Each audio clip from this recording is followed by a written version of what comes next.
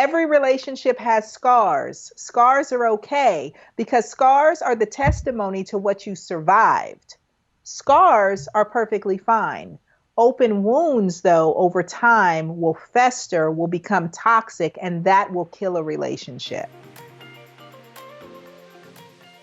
So let's talk about forgiveness. So I have always been the person, and my husband and I both came to an agreement that if one of us says sorry, the other person must receive it immediately because it's hard to say sorry. And so if someone's stepping out of their comfort zone and saying it, it's almost like you want to reward them for stepping out of their comfort zone. So saying sorry it needs to be received well. But I read a quote of yours that I'm going to read out loud that I think is so freaking awesome. It said, "You are not required to forgive. Contrary to popular opinion, you are not required to accept anybody's apology just because they offer it to you. Their expression of regret or remorse is theirs to express. Your choosing if, how, and even when to respond to their expression is entirely up to you." So talk to me about it, because it has been literally the antithesis of what I've been doing. Oh, I love this. Okay, so I say that before we can forgive, we have to first do our own self-care, and we have to heal before we can forgive. And I also believe that unfortunately, a lot of us have the wrong idea about forgiveness because we somehow think that forgiveness means that I have to still continue in relationship with you. Forgiveness means that I have to continue to give you access to me. And I absolutely do not agree with that. I think I can forgive you and accept that that has happened to me and move on from my own healing and still put up appropriate boundaries or barriers that says I choose to no longer engage you, right? And that is a very important thing because I can say, you know what? I will forgive you. I will forgive you for violating my boundary, for causing a wound in me. But it does not change the fact that I am wounded. You know, and how I love to give this to people, right? I can say I have the best of intentions. I can say I didn't mean to hit you with my car, but it doesn't change the fact that if I hit you, that you're hurt. Just because I didn't mean to do it, or even worse, because I made a bad choice. And this is the other thing. I love for people to say I made a mistake when they really made a bad choice. The bad choice is I did what I wanted to do at that time. And they go, "Oh, I'm sorry, I made a mistake." No, a mistake is like, I didn't mean to run over your foot because I miscalculated and I didn't see it there. That's different than I slept with somebody because the entire time I wanted that more in the moment than I wanted to honor my commitment to you. And because I chose me, that should not then put you under obligation to have to let me off the hook for that wounding, to have to move on from that wounding. And that's the other part, is that people want immediate forgiveness. They don't want forgiveness as part of a process to healing. They say, okay, I'm sorry. Okay, I said I'm sorry. That's it. You have to accept that I'm sorry and let's just move on. But meanwhile, you're bleeding and wounded in the background, and that leaves you to have to do the work of your own healing by yourself. I think that that's so disingenuous. And so if somebody says, I recognize that I did something that wounded you and I apologize for doing that. Now, how can I be there for us to tend to your wound? How do I make you whole again? And it's not simply by giving you lip service to say, I'm sorry. That's for you. That's not for me. I'm glad that you feel remorse or regret. Now let's tend to the wound that you created in me. For as long as that takes and for however that looks like in order for me to heal. You don't get to decide that, and 2 words are not going to heal that. Girl, that's so true, because actually now as you're talking, because we've been together for so long, we do things naturally now. We do that. It's thank you for saying you're sorry. I really hear you. I appreciate it. I'm still actually upset, so just give me a while. And so it becomes it's not like, well, I'm sorry, so you got to forgive me and you got to pretend that nothing ever happened. Like, that doesn't solve anything, right? But it is give me the grace to work through the emotion of this. And the grace is the big part, right? Because I tell every couple, you know, if you're together forever, you are going to need grace. Yes. So treat the person how you want to be treated in the experience. Sometimes it's very easy for us to be the victim. Oh, no, you hurt me. Oh, okay. So no, remember, and I'm going to hold on to that, and I'm not going to allow myself to heal. I'm not going to allow myself to get over it. It's usually a very manipulating kind of thing, and it may be subconscious. We don't always do it because we want to, but sometimes when I'm wounded, you treat me differently. You treat me the way I really want to be treated. You give me extra attention. You talk more nicely to me. You're softer. You come home on time. You do things, and I want that to last. So maybe I want this pain to linger. I'm going to relish in it because there's a payoff, right? Or maybe I've learned somewhere, or I'm afraid that I let you off the hook too early. You're going to do it to me again. So I'm going to hold it over your head. I'm going to hold you hostage to it. I'm going to remind you over and over. Remember, you did that thing. Remember, I'm still hurt. Remember. And so we do that over and over. So the person goes, wow, okay, I really get it. Wow, that really affected you. Because we're trying to get a reaction from them, which is their understanding of the depth of the wound that they've caused. And we're afraid that if we let them off the hook too soon, then they will do it again. And then the other part is the person hasn't given us what we need in order for us to feel confident that they actually understand the wound that they've caused. So we'll linger in it. And every time they do it again, we'll go, see that? That's what I'm talking about. You never listen to me. You don't understand. And we'll keep bringing it up over and over. That's why sometimes couples will talk about the same problem. They'll go, yeah, 20 years ago when he cheated on me. Wow. And they go, man, if I would have known that it was going to be all this and you said you would forgive me. And they go, yeah, but the minute that I forgive you, you're just going to do it again. Because oftentimes the partner doesn't take the accountability that's required. They only give you the lip service of the I'm sorry, but no plan, no teamwork, no sense of responsibility. No, this is how we'll go forward and how I will own it and how I will hold us together to make sure that that never happens again.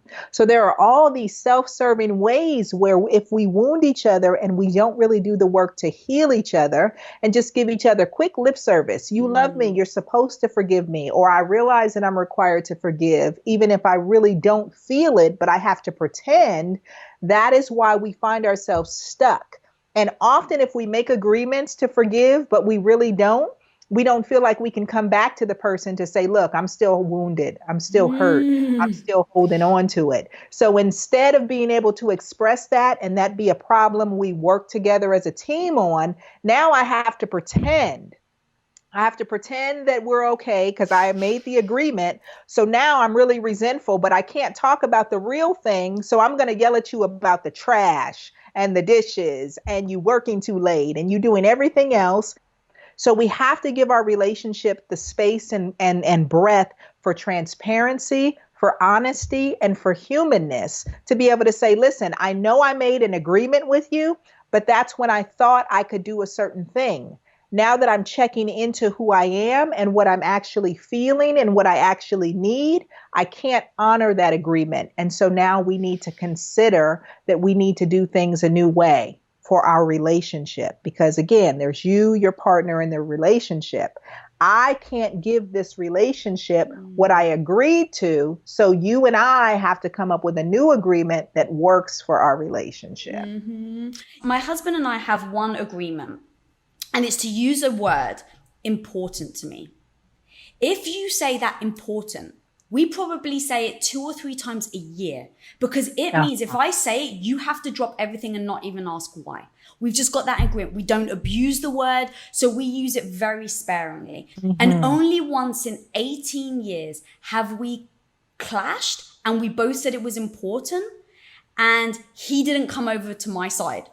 And so in that moment, I was like, it was a very emotional moment. I broke down. I said, I need you. I don't think I've ever needed you more than I need you now. It is important.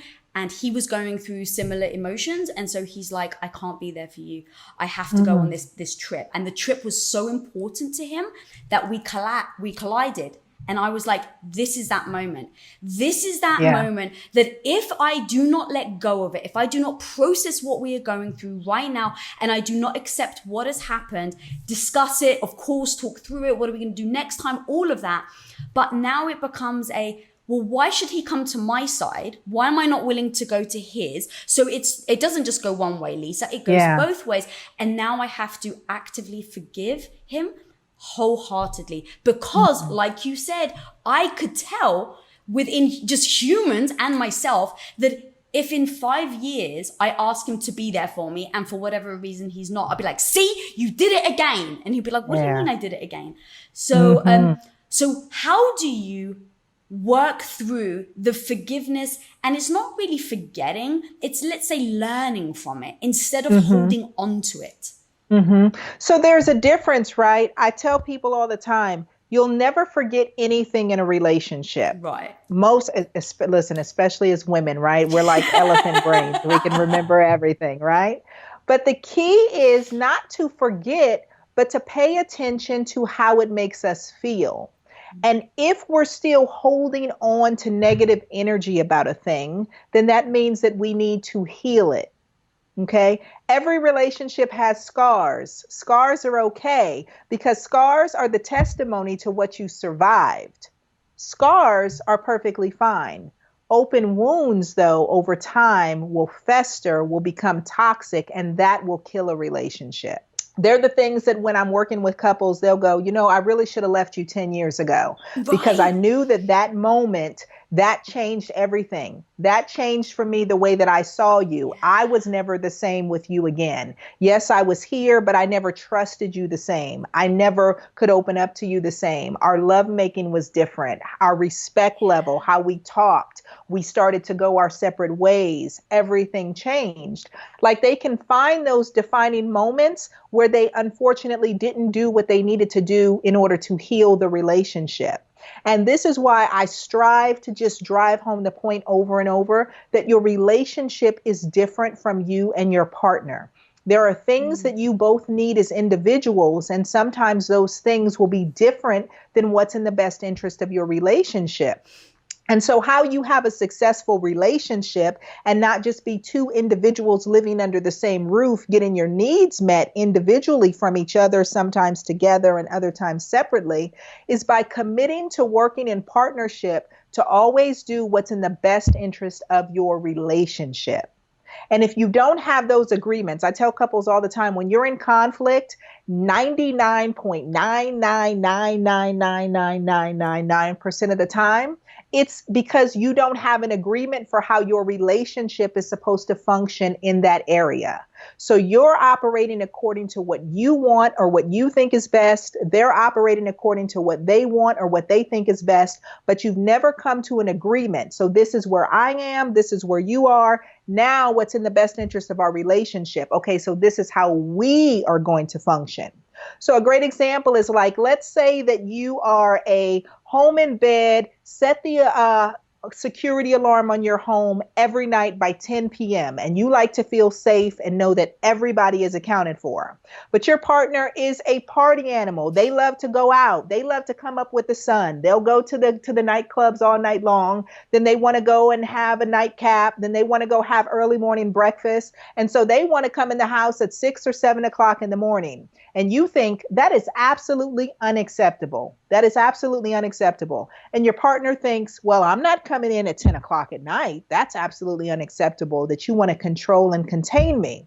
So now we have to compromise. And a compromise is where everybody comes to the table and everybody gets up winning or getting something that they wanted, but no one person is 100% happy. Because if I win and you lose, then our relationship loses.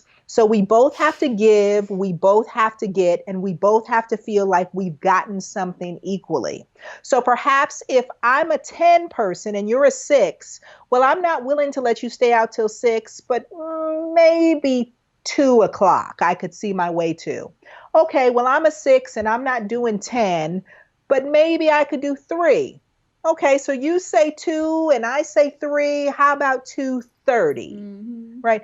Okay, that's great. And at 2:30, when I hear the security alarm go off, I'm not going to be upset about that because that's the compromise. And I know that you're happy. And when you come home at 2:30, you're not going to be pissed off about that because you know that I feel safe and I honored your needs. And so now our relationship knows how we function. We know what to expect. We know how to govern ourselves. And because we love each other, we found our way to the middle, and our relationship has a way to function that we both understand. That's so amazing. And I think it eliminates any judgment, right? Because it's like over time, everyone always thinks they're right. Everyone. Of course, so it's like, what do you mean you're staying out till 6, right? It comes across with judgment. You're not making them feel good. And now, you're kind of getting those emotions all rattled up, where when you come together, you're just going to be butting heads instead of actually coming together, like you said. As like a team. I say it like a tennis match. It's like we're not on opposite sides. We're playing doubles. You're on my side and we're trying to win the game together. That's it. And so, judgment, I always say if you are judging, whether you're judging yourself or you're judging somebody else, you are really in your ego. That is a very egocentric place because it says that I'm right. I know how this should go. And the reason why I say it, that it works both ways, is because oftentimes, and my office is called the no judgment zone. It's like the sanctuary is what my clients have nicknamed it. And the reason for that is because, who we are even changes over time. What we know, the resources that we have, how we see the world, and everybody is doing the best that they can with what they have in any given moment. So if I am now in my 40s judging the choices that I made at 20 and I go, oh, that was so dumb. Oh, what was I thinking? I was just a ridiculous person. Well, my 20-year-old self, first of all, was responsible for getting me to the place that I am.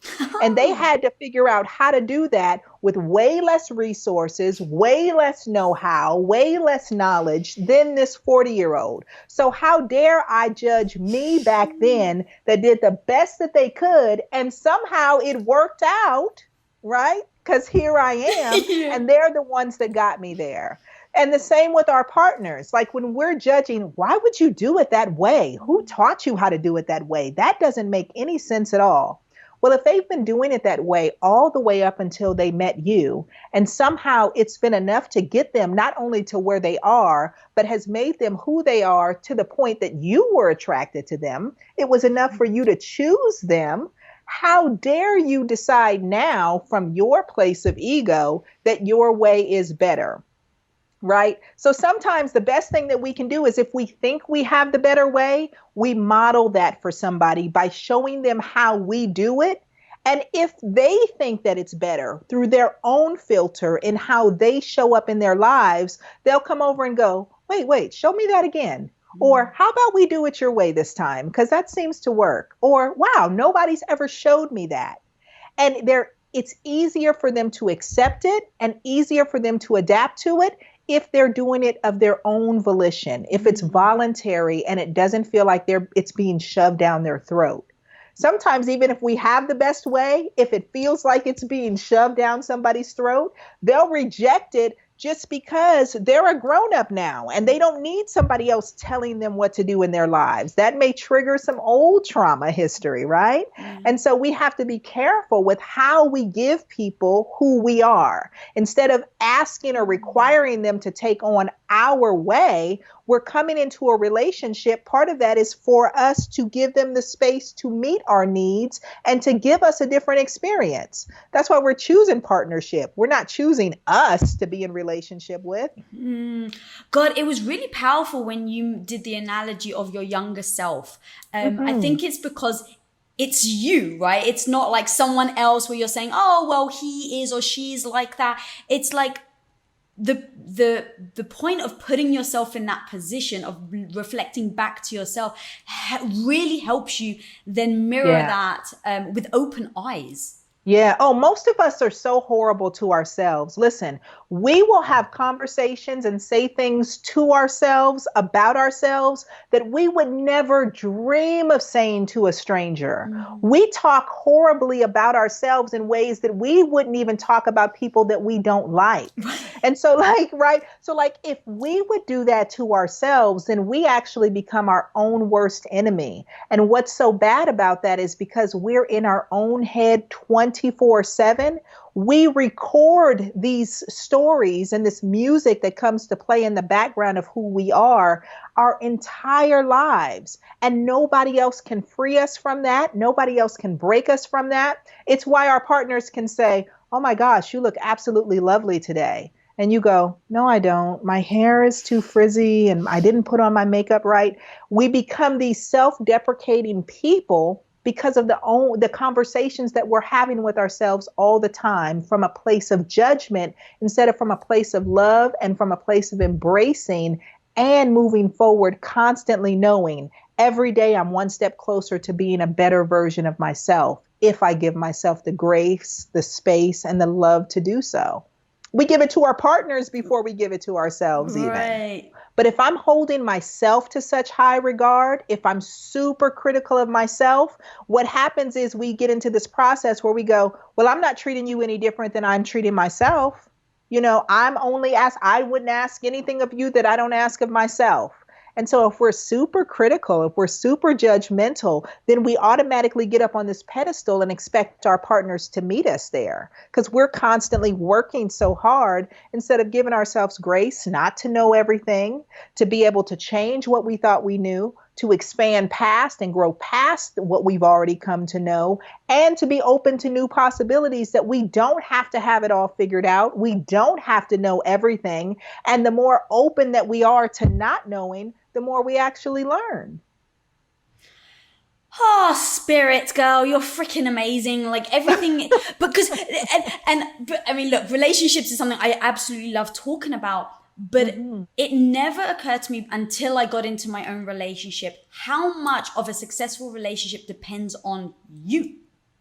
Oh, absolutely. You cannot have a successful relationship if you're not a successful you, because you'll go into the relationship making somebody else, one, the center of your world when they should be an enhancement to it. You know, I tell my clients all the time, you have to be having an amazing life and be in progress. And you have to be so far into your enjoyment and your peace that when somebody wants to come in and be a part of that, you go, "Okay, wait, hold on. Because I have to tread lightly. I am so good with what my world is and how it's set up that I don't want to bring anything that would disrupt this peace," right? So that's important. They can't become the center of your joy or your world. And then the other part is they can't become responsible for meeting your need.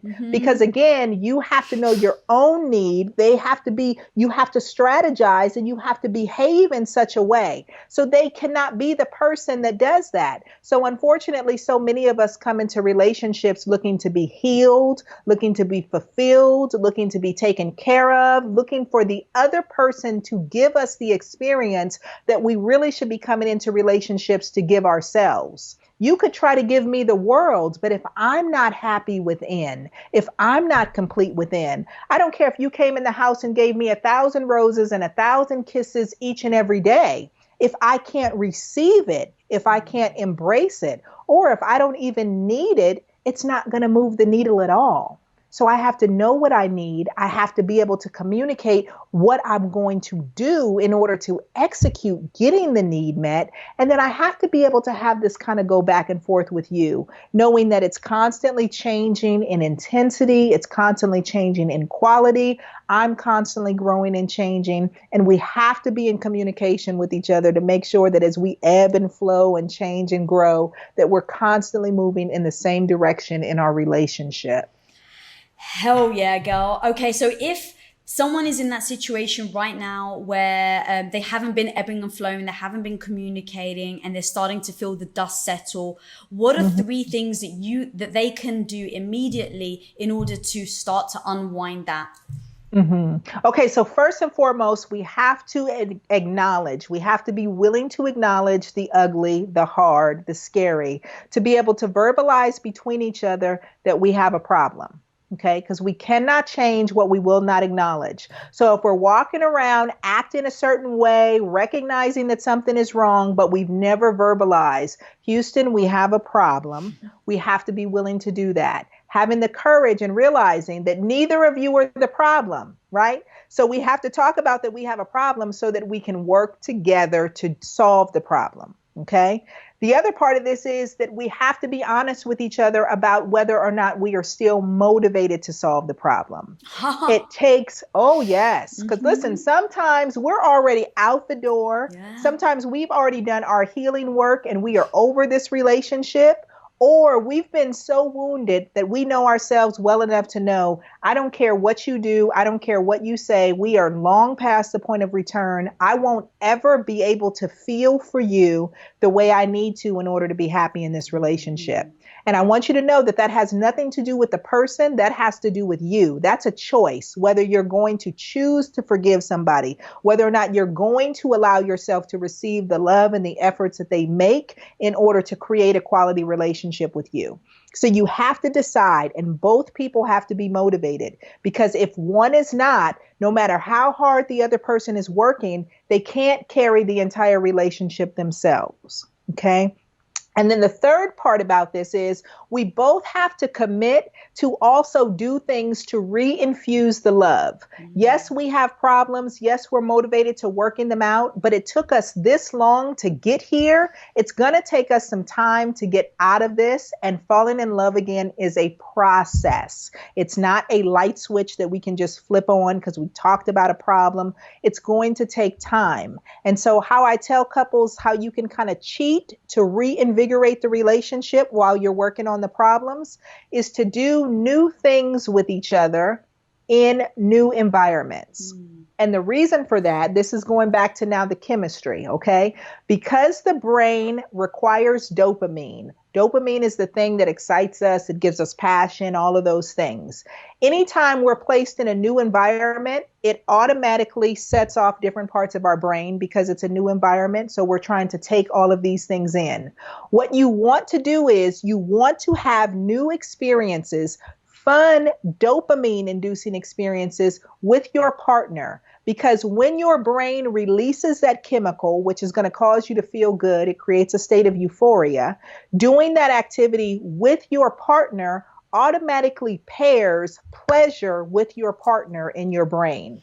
And so all of a sudden, when you think about happiness, when you think about fun, when you think about joy, your partner is at the top of your brain. And all of a sudden, the things that you began to remember loving about them, the way they smiled, the way it felt good when you were in unison with each other, the way she flicks her hair that drives you nuts, but you can't help but still laugh and get a little giddy. All of a sudden, your brain now gets that reactivation of those feel-good chemicals. And the love that you want, you realize is actually still there. It just needs to be reinfused, reignited, and that tank needs to be filled back up in your relationship. Ooh, so it's like, don't stop doing things together. Yeah.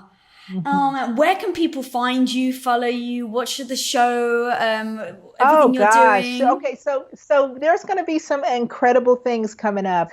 In the meantime, they can find me at Talk to Spirit on all of my social media. I'm Talk 2 Spirit everywhere. And every Friday, I actually do what I call Free Advice Friday. We've been doing it for like almost 5 years now, where I do a live chat for an hour, a live mental health chat, where folks can come over to my Facebook page. It's Talk to Spirit as well, at noon Eastern Standard Time. I don't know where that is in every other part of the world, so you'll have to do the math, okay? And as well, my therapy practice. I have a great group. I have a whole team of therapists, so if anybody ever needs anything, they can find me at T2S Enterprises. T, 2S, it's Talk to Spirit Enterprises in Atlanta. But I got a toll-free number, so if it works for you, it's 888-718-2T2S, or you can find us even on WhatsApp. Amazing. We'll put all of those links in the show notes below. So awesome. guys, if you missed it, just click the show notes below.